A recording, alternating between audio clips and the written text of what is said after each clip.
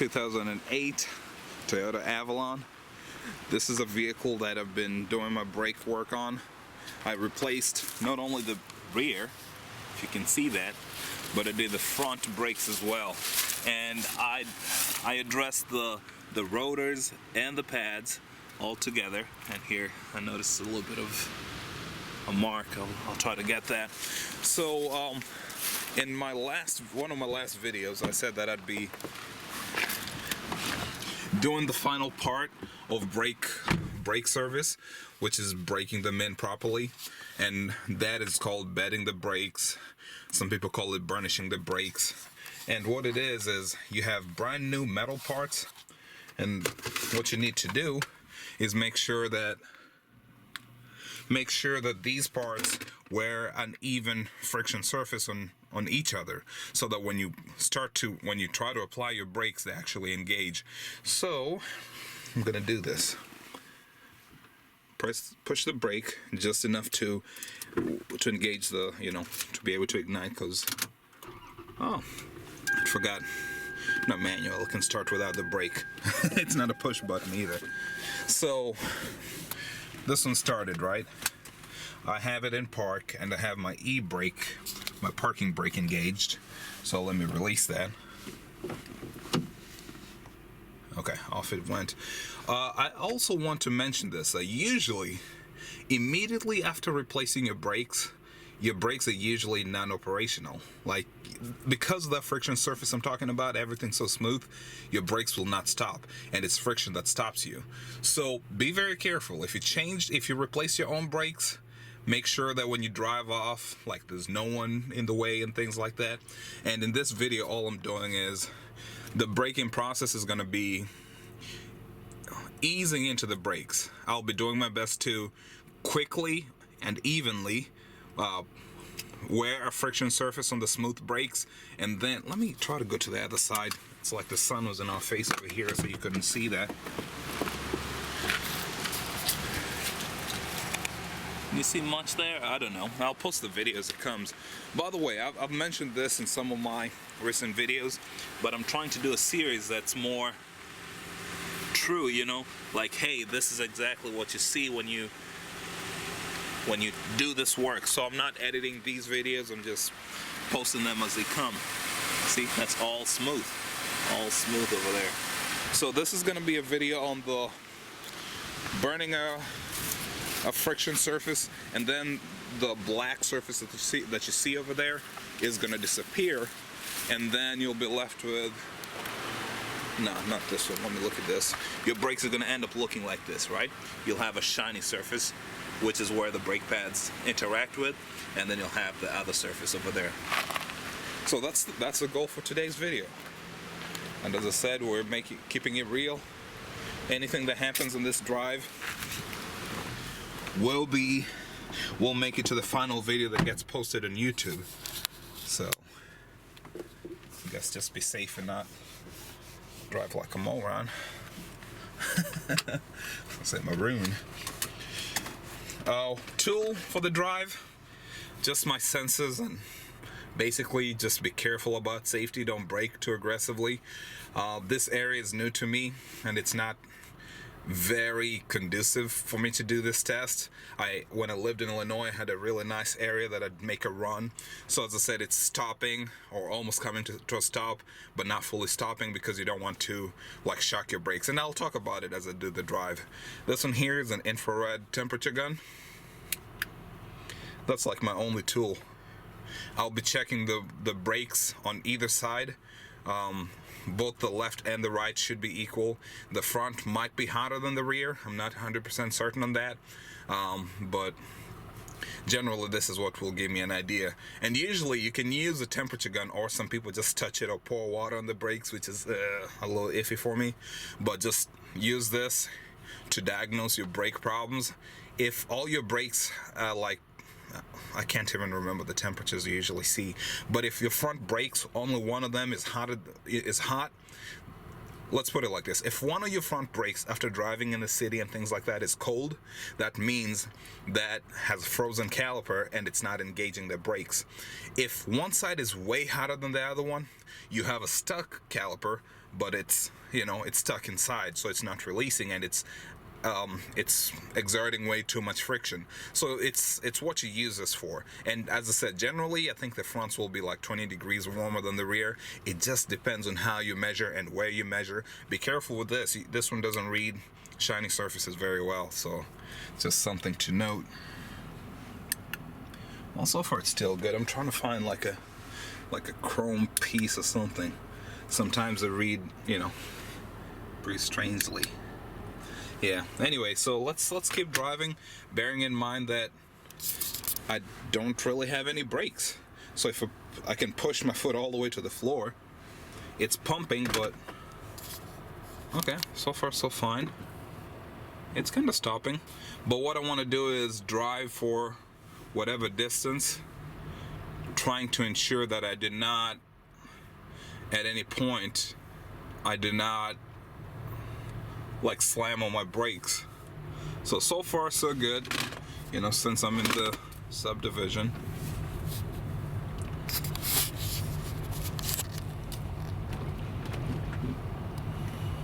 I can feel it like I'm pushing the brake, but it's, you know, it's still creeping a little more than I think it should. So these are the things I'm talking about. I gotta pay attention to that. I need to play with the AC so it doesn't come off too hard.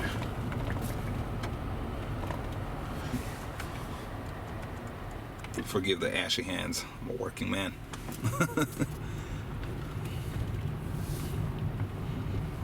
So far, foot on brake. Just kind of creeping along. This is where some people like get messed up, because if you get your brakes done like at a shop that doesn't really care too much, they just replace your brakes and just send you on your way, and on the worst case you might get into an accident right as you leave the shop. But on the other hand, look at that, let me try to stop. It's taking a lot longer than usual. But on the other hand, you might end up like warping in quotes, damaging your brakes that you just got brand new. So it's just something that you need to pay attention to. Cars are coming.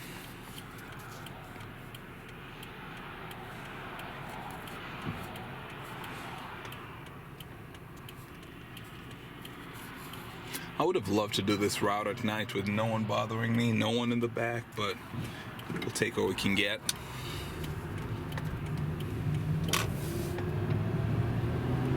So far, no funny noises. And this Avalon, it's great, man. Alright, so with that, start slowing down. I see red lights all the way there, and as I said, I don't want to slam on my brakes at all. I'm already like on the brake, I'm just easing into the brakes, barely. The reason I like doing this at night in like deserted roads is because I'll be riding my brakes for quite some time, and you don't want to, maybe you don't care, you might end up offending or pissing the people behind you off, you know, because your brakes will be lit up and you wouldn't really be stopping. Like right now, I'm just slowing down. Like, I see that all the way there, and it just started slowing down. I'm never gonna come to a full stop for a long time. I already had one person change lanes on me, and that's perfectly fine. The fewer people we have behind, the better, the happier we're gonna be. Avoid any roads with like lots of lights.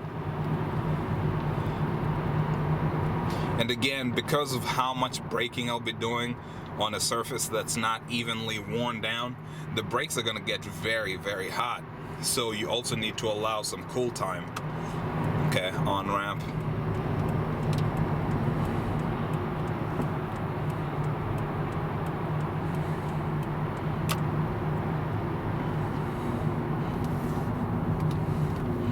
No funny noises yet. The car's not like shaking as I go to brake, so that's, so far these are good signs. I know my calipers, the pistons moved well, the calipers could slide properly.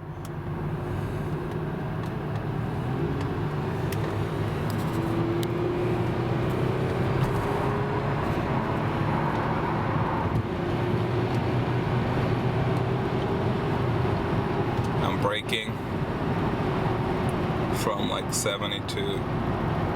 Again, I'm not coming to a full stop, I'm just slowing it down.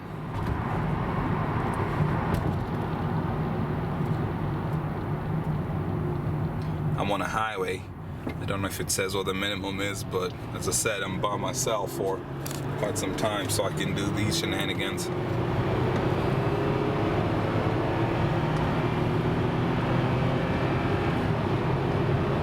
Slow it down. Kind of hard this time, slamming on the brakes pretty hard, but again, never to full stop. You don't want to imprint anything. This is overkill, I have to admit. This is a lot. I go all the way with the work I do. My brake jobs take like hours. It's not. I guess I would lose money if I run a shop doing brake pad replacements, because I go all the way in. I make sure that I'm taking care of you for the long run. I'm not just swapping pads and sending you on your way. So this time that I'm still running without doing anything to the brakes is allowing the brakes to cool down because of all the braking I've been doing, the aggressive braking. Alright, let me slam on it again.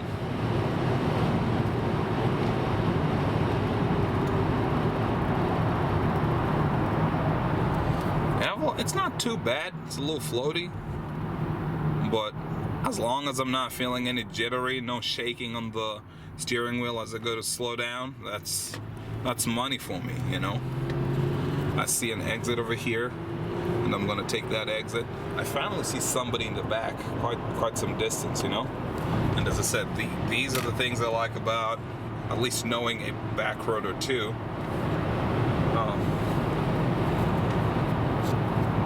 So again, I'm on the brakes, obviously, because I know I'll be stopping over there.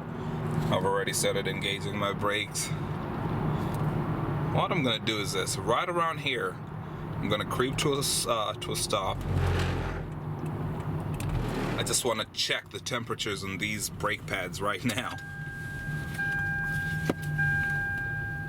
And the Toyota seatbelt monitor is pretty finicky.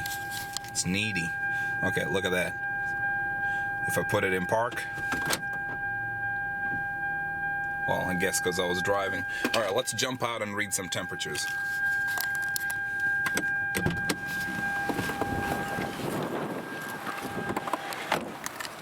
All right, rear left 300. That's, well, and that's the thing about reading these. It's crazy, right? I talked about shiny surfaces, right?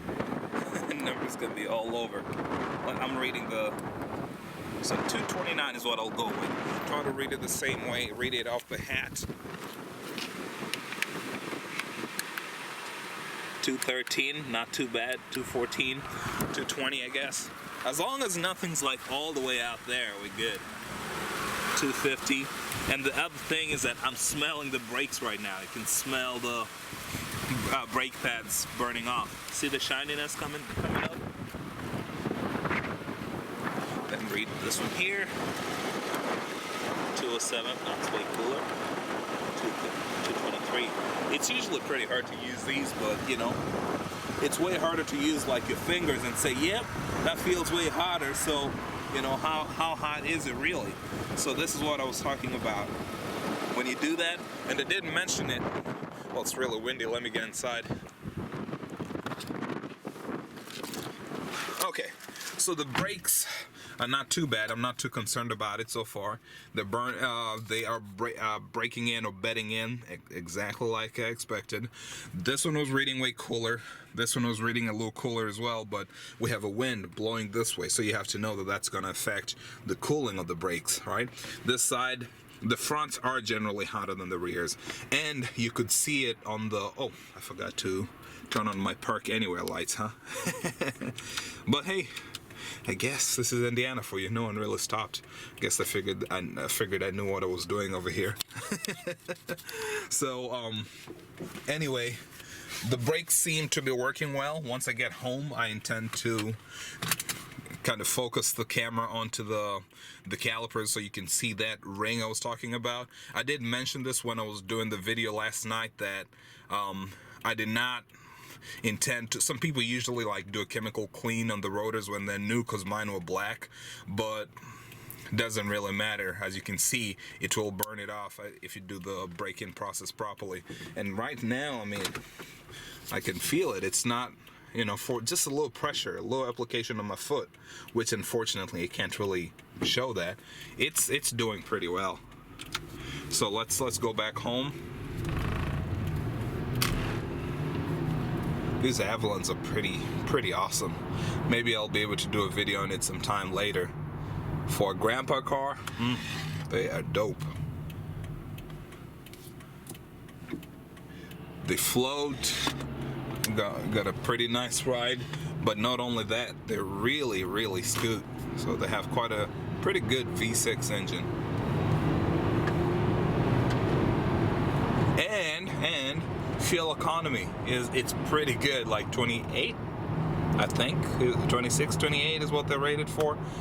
All that while using like regular gas. So it's a very good, I'd consider it for sure if I was in the market for a big semi-luxury vehicle. Think of it as Lexus LS sizing, but with Lexus ES maintenance, you know, give or take. So it's pretty, I like them. They're pretty good, pretty spacious. And as I said, maybe with time I'll be able to do a video on them.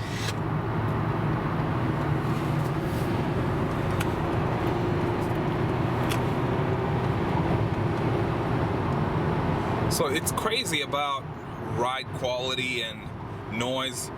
I was driving this same route with my Infiniti M45, and those are considerably sportier, but something about how refined the vehicle was, I was hitting like over 80 miles an hour and not really noticing. In this vehicle, I know I'm going kind of fast, but it's not about the floatiness of the vehicle, but I can still feel the sensation of speed.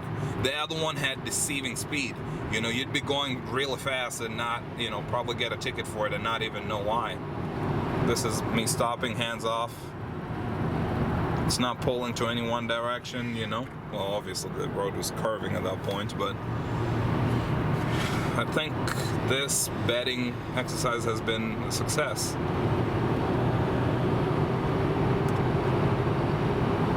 I think in one of the videos I made for the M45, like, the video ended up being too long, or rather long, because it involved this bedding exercise.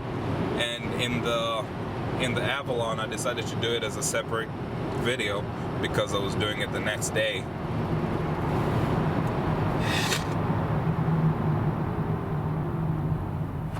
Oh, it's working, man. This is good.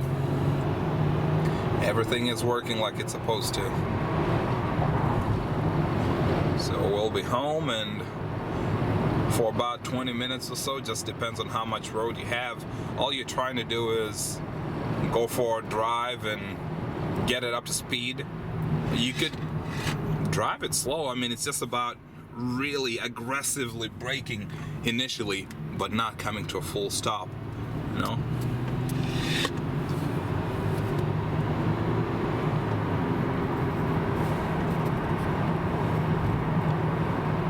I'm looking through the screen of this camera, and I notice that although I can see that with my naked eye, it's not coming out clearly on the camera, but making the best of the situation, guys.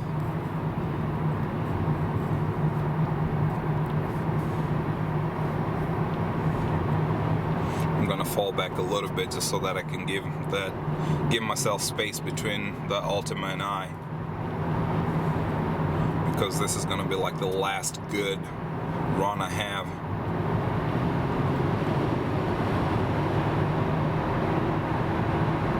Brake. I'm just riding the brake now.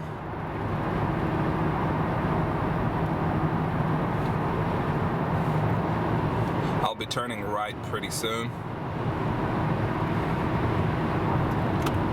Brake. Stops pretty well.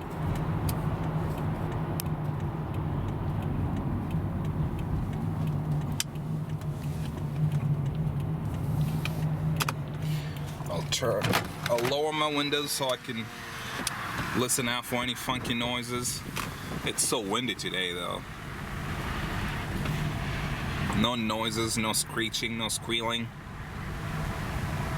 Everything's good.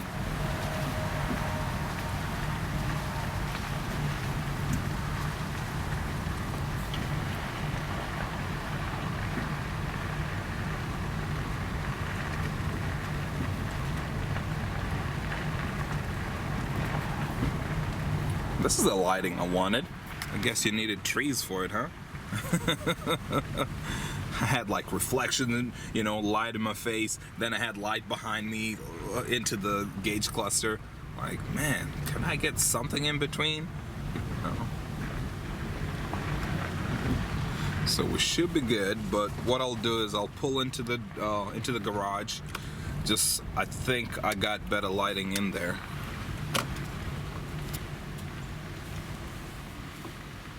Hello, hello, ladies.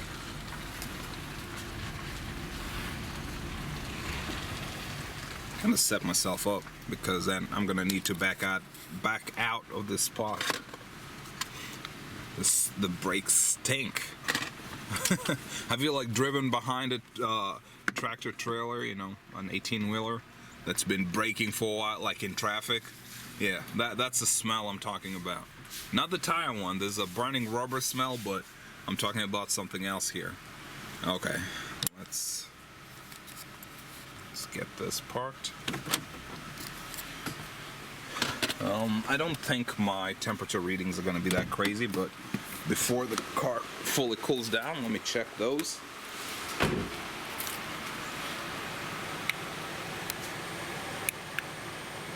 $188. Interesting on the hat, right?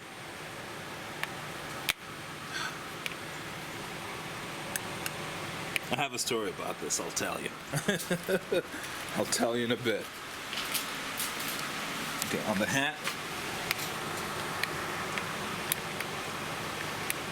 See, these numbers kind of jump around a little bit. 185 is kind of what it's settling on. 197, 199. I'll read that a hat again. This one here, read downwards. 176. So I don't know. Then downwards again. So the front is pretty consistent, right around 190 or so. This one here is a little hotter. Look at that. 160 on the hat. 170 now. You know, that's a crazy thing. But as I said, as long as none of them is showing a crazy number, we're pretty content with whatever's going on. It's kind of more consistent 190, huh? Doesn't look right. That does not look right at all. But the other way, even if you don't have this tool, usually you could just do this and feel it, all right? It gives you some sensation. It's not 100%, but sometimes you have your palm like close to your brakes and you can't even like touch your wheels. Yeah, you got a problem. And if you don't pay attention, sometimes you'll notice because you're what do you call them? See, as high as that number was reading, it wouldn't, you know, it's pretty cool. I'm not gonna touch it by hand, but it's good. So what's the story behind this? These lug nuts are like, it's actually the same style as this one right here. So these are actually chrome caps. They're caps over the real lug nuts. The real lug nuts inside are like 19 millimeter or maybe 20. These ones are 21. But over time, water intrusion or whatever happens, these actually start swelling. And then when they start swelling, your 21 millimeter lug wrench does not fit over them properly. Alright, so far it's not a big deal, right? I was able to remove most of the others. Out of 20 in this vehicle, this is the only one that was kind of large. So you wouldn't get it in properly, and if you tried too hard, you'd end up stripping it. So what I did is I got a 21mm socket and hammered it in, which is great, right? I can tighten everything down, but on the removal, I can't. How do you pull it out? Especially since this is like a short, it's a short socket. So what I'm gonna do is I'll buy a lug nut, or maybe a few. I'm gonna buy a set just so I can have a few extras, and then replace this one here so I don't have to deal with it. Okay? Hope that makes sense. And as I said, let me get a light so you can see what the brake pads now look like. If you watch my other videos, you'll notice like when I bought my brake pads, they were all black, right? All new were all black. And I mentioned that I did not bother to clean or scrape this area because magic was gonna happen anyway. Alright, so here, check it out. That's what it looks like with the brake pads having done their magic. See how clean, how smooth they look? Yeah. So come, let's revisit this vehicle in a few months or weeks and see what happens. Thing is that, you know, they have a high iron content in them, so they are gonna rust. Brake pads do rust. These ones haven't been used in ages, so they look so rusty. And these ones here, you know, as I said, they're new. They haven't faced any rainwater, car washes or anything. Like, for example, check this one out. So this one looks like it's got rust spots on it, but usually when you start driving, it will clean up by itself. This one's been driven a little more often, that's why it looks like that, you know. But as you can see, generally the center part of these brake rotors are usually rusty. You could clean them up if you want, do something to them, but I mean, as long as the brakes work, I don't fuss too much about the process. So I think this should bring us to the end of our Avalon brakes video. And well, thank you all for joining me in the ride. I appreciate it. It's not my territory, Avalon stuff, but I did look for videos actually before making my own videos. I looked online to see if there were any videos, but I decided to do my own. And as I said, it's not, I'm not saying it's better than other people's, but I wanted to do it as a real-time video showing you how long it actually takes when you do the project, rather than like summarize my 1 hour of suffering into like a 20-minute or 10-minute video and tell you, yeah, that's it, just do it. You know, I wanted you to work with me and see exactly what happens. So we good with this. I will put it away and I guess get ready for whatever's next with this vehicle. Hand it over to the owner and keep moving.